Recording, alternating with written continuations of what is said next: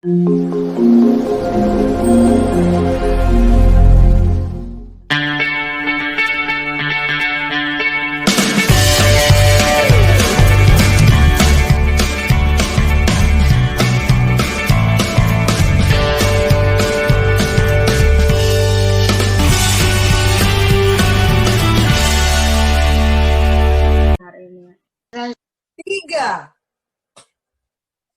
dua,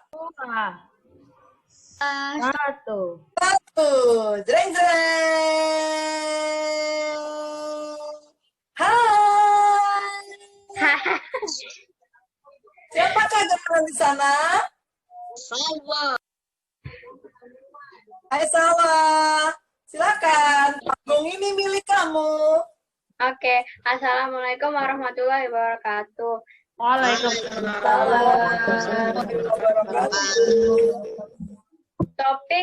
Topik hari ini yang akan saya bicarakan adalah rasa takut di beda usia. Rasa takut emang ini ya, umum. Tapi juga ada loh yang seusia. Ya kan nggak mungkin kalau anak kecil takutnya sama kehilangan keluarga. Ada sih, tapi nggak mungkin anak kecil kehilangan pekerjaan, kan belum dewasa. Jadi, cuman bukan anak kecil doang yang punya rasa takut, orang dewasa juga punya rasa takut. Nih, dari usia 2-4, mereka biasanya takut kegelapan, biasanya mereka takut monster, ya imajinasinya mereka masih gitulah. Nah, kedua takut kehilangan keluarga, kayak tidur sendiri, biasanya kan nangis-nangis gitu, takut petir sama suara keras, kayak ada juga penculikan, biasanya lumayan banyak ya di umur situ. 5-7 juga takut akan penculikan atau api, nggak punya teman. Kayak umur 7 tuh biasanya udah masuk sekolah, udah nggak punya temen nih, dicari nggak ada, dicuekin, juga takut gelap juga, serangga, misalnya kayak ulat gitu. Nah, umur 8-9, kayak aku nih, biasanya takut muntah di kelas. Kalau di sini kan lagi di rumah ya, biasanya takut nilai jelek, udah juga di rumah sendiri, takut ada itulah, sama takut akan penculikan, takut sakit juga, takut ketinggalan materi. Nah, umur 12-18 biasanya takut nilai jelek, sama tadi kayak umur 8-11. Habis itu takut muntah di kelas juga, takut presentasi di kelas, biasanya gugup ya. Nah, sama takut gagal ulangan atau kayak ini kenapa kok gagal ulangan gitu. Sama takut penculikan juga, biasanya paling juga biasanya dibilang orang tuanya jangan keluar rumah, ya kan. Sama kalau sekarang COVID takutnya kena gitu ya. Nah, 18-20 biasanya takut akan kesehatannya. 18-20 dan seterusnya takut kesehatannya. Misalkan kayak lansia takut diabetes, kanker, gitulah. Takut akan kematiannya, biasanya kayak udah tua takut ini, sama takut akan stres, overthinking, biasanya banyak tuh ya.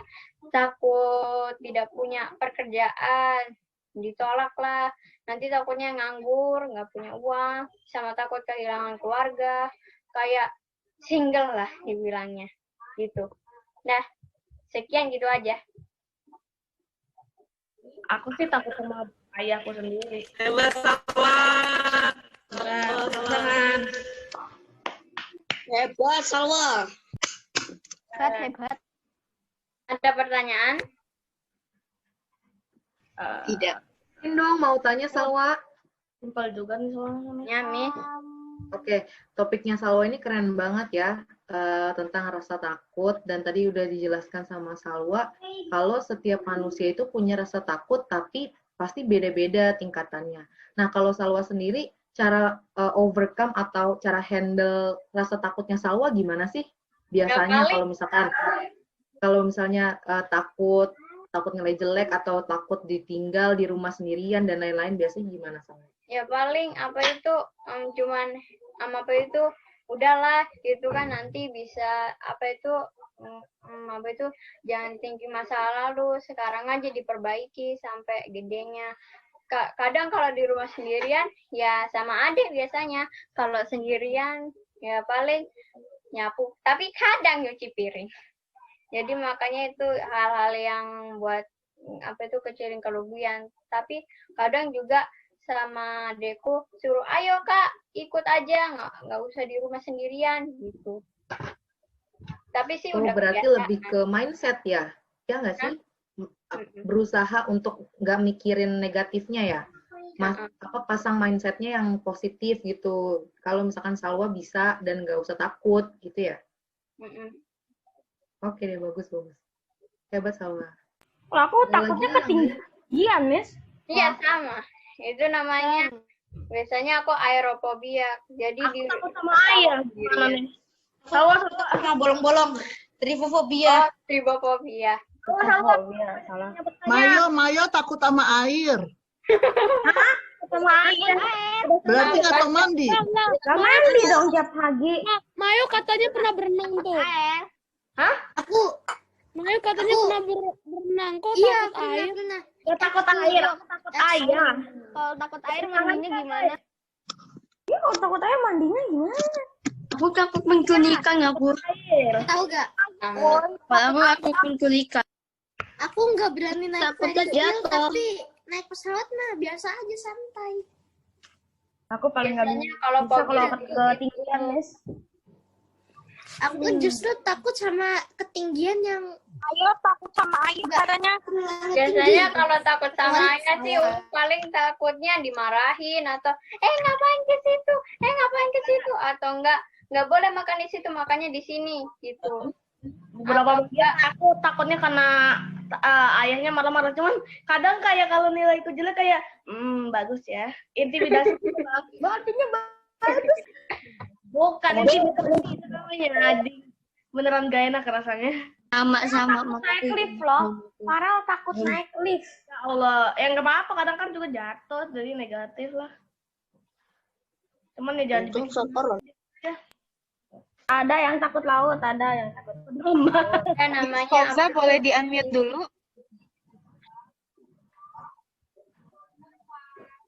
Oke, coba ya nak, rules ya nak. Beraturan, silakan Mayo dulu gantian, jangan kerebutan, kasihan Salwa menjawabnya. Satu persatu. Ayo Mayo, silakan. Aku takut sama ayah, ada saran nggak? biasanya takut sama ayah. Aku juga sih takut sama papaku. Takutnya mukul adik biasanya gara-gara dia usil sih. Biasanya juga gara-gara nilai. Ini kenapa kok jelek? Biasanya itu cuma curiga doang, tapi mau kita itu lebih baik daripada sebelumnya. Betul, bagus. Nah, tadi kayak Mayo bilang atau Salwa bilang ya, pasti kalau papa atau mama itu marah karena ada alasannya. Kalau kalian tahu alasannya kenapa, misalnya salah satunya karena nilai jelek. Nah, kalian berusaha positive thinking, berarti kalau papa atau mama kita marah karena nilai jelek, mereka tuh maunya kita belajar lebih keras lagi dan bisa nilai bagus. Kalau nilainya bagus, pasti kan nggak marah. Kenali dulu mereka itu marahnya karena apa. Gitu. Apa sih yang bikin mereka kesel sama kita gitu. Nah, kalau misalnya kita udah tahu posisinya, kita udah tahu kesalahan kita di mana, pasti kalau kita bisa kan menghandle untuk tidak melakukan itu. Nah, pasti orang tua kita nggak akan marah seperti itu. Tapi kalau bukan sama itu tetap dimarahin gimana? Kayak misalnya di fitnah gitu. Gimana Mayu, gimana? Kalau misalkan kita nggak ngapa-ngapain tapi dimarahin gitu. Gimana Mayu? Kayak gitu? Ya misalnya kayak di fitnah, setelah itu malah dimarahin gitu. Di fitnah orang jadi dimarahin kalau nggak ngapa-ngapain. Gitu misalnya. Di mute, Miss. Di fitnah orang jadi dimarahin, berarti yang di fitnah itu siapanya Mayonya yang di fitnah? Iya, akunya di fitnah. Ya, Mayo dijelekin sama orang. Padahal Mayo tidak melakukan itu, terus Mayo dimarahin. Iya. Nah, tadi kan udah dibilang sama Salwa, positif aja. Mayo sampaikan saja informasi yang sebenarnya. Kalau memang tidak diterima, ya berarti kasih tahu orang yang fitnahnya. Begitu bukan, Salwa?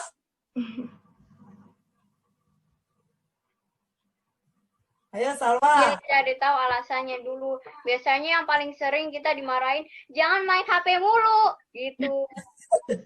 Itu mah bukan dimarahin, itu mah aturan yang sebenarnya.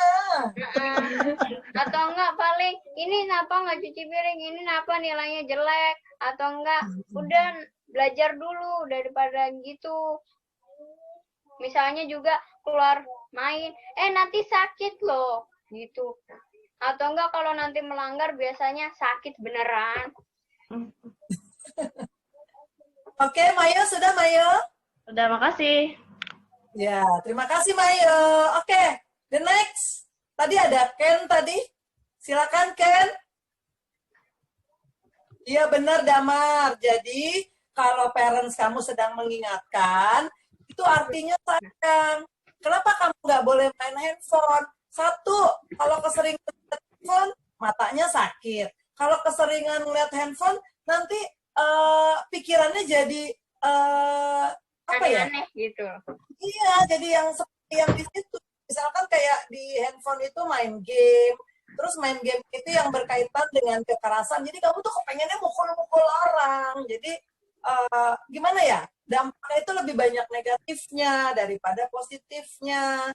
Makanya mamamu, papamu itu melarang. Kalau pegang handphone untuk belajar, it's okay. Tapi kan belajarnya cuma 1-2 jam. Tapi kalau giliran megang handphone untuk main, kalian lupa waktu. Nah, itu permasalahannya. Seperti yang tadi dibilang oleh Salwa. Oke? Silakan, Ken. Langsung ke Salwa, Ken. Gak jadi, wis, gak jadi. Tuh kan, kalau disuruh beraturan nggak jadi. Kalau disuruh kerubutan, semua Tadi udah berjuang. dijawab, maksud aku kok tiba-tiba kayak aku nggak ngelakuin apa-apa. Tapi aku dituduhin, maksudnya kayak gitu. Padahal mah aku tiduran. Lagi Ya udah, nonton silakan TV. Salwa. Itu kendalanya Salwa. Coba dibahas. Itu berdasarkan alasan. Misalkan kayak kamu nggak ngapa-ngapain tapi dimarahin. Aku juga pernah tuh jalan lambat. Ayo Salwa, cepat sayangnya. Habis itu aku cepat, jangan lari-lari. Diam, ngapain diam? Ayo kesini, nanti nyasar.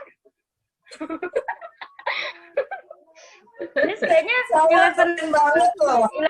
laptop yang dulu nggak ada yang tahu, nggak ada yang orangnya kecilin suara dah. Kayaknya pada serius semua kalau Salwa.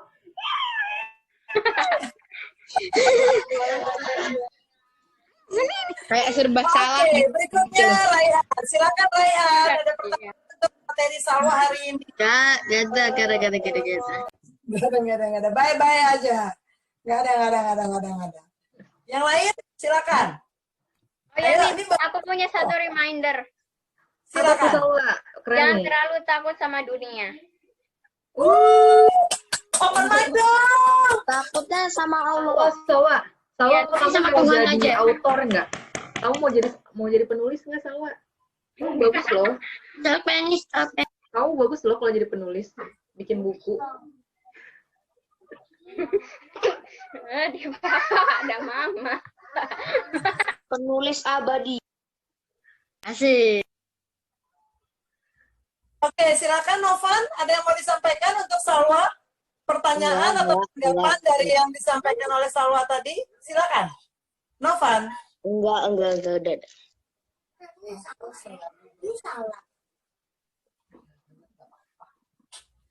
Tidak ada Novan? Tidak ada. Oke, yang lain? Ada lagi kah yang lain? Yuk, materi ini bagus banget loh. Ya. Tadi sudah disampaikan oleh Miss Ririn, materi ini bagus banget. Kenapa? Karena sering kita alami. Takut setelah dapat nilai jelek. Takut karena mecahin handphone. Lagi belajar, handphonenya dimain-mainin terus jatuh, pecah. Itu semua rasa takut. Ya, kemudian takut yang lain-lainnya. Silakan, yang punya kendala, silakan. Selagi ada konselornya nih, Miss Salwa. Yuk, yang lain? Tidak ada lagi yang mau ditanyakan ke Salwa? Tidak ada lagi yang mau memberi tanggapan ke Salwa? Oke, kalau gitu Bu Fauza ya Salwa. Oke. Kalau misalkan tadi yang ditanya sama Miss Ririn, kalau pas Salwa sendiri yang mengalami, terus bagaimana dan apa yang harus Salwa perbuat? Nah sekarang masukkan Salwa nih, Salwa sudah memberikan materi, terus masukkan Salwa untuk orang yang mengalami hal yang tadi Salwa sampaikan. Bagaimana cara penyelesaiannya? Thank you. Ya paling thinking positif aja, kayak di kegelapan tuh. Ini gelap banget, takutnya ada apa-apa. Paling gitu imajinasinya keluar-keluar deh, kayak kayak ikut tuh, nah. Kayak, ih, ada mumi. Tapi sih menurutku aku lebih takut kecoa. Bukan takut kali, geli ya. Oke. Berarti nomor 1, kita harus positive thinking. Oke, yang kedua, kita harus mindset-nya itu hal-hal yang membuat kita bisa mengalahkan ketakutan tadi. Ya. Jangan Kemudian cemas gitu, kayak di keramaian. Aku malu banget presentasi, tapi padahal di hadapan orang lain biasa-biasa aja gitu. Oke, keren. Berarti harus menumbuhkan percaya diri ya. Oke, jadi percaya diri harus lebih tinggi. Berikutnya, mungkin ada tambahan dari Miss yang lain. Luar biasa untuk Salwa ya. Yuk coba kita open mic semuanya, kemudian kita beri aplaus dulu untuk Salwa. Ya, sukses ya Salwa, luar biasa. Ditunggu Salwa-Salwa berikutnya untuk minggu-minggu berikutnya. Seperti tadi Miss Putri sampaikan, jadi kita ini sudah ajak ya Miss Putri bahasanya ya, kita sudah tetapkan setiap Selasa dan setiap Jumat akan ada satu orang hebat yang akan menyampaikan narasinya di Zoom kita, dan yang lain silakan. Seperti biasa, bukan cuma di Iluftalk, di Zoom ini kita ada rules-nya. Ya, jadi kita nggak pakai keroyokan, kita nggak pakai kerubutan, kita tetap tertata yang rapi. Kalau memang sudah waktunya kalian bicara, silakan sebutkan nama dan minta waktu untuk bicara. Jika sudah diminta bicara, bicaralah.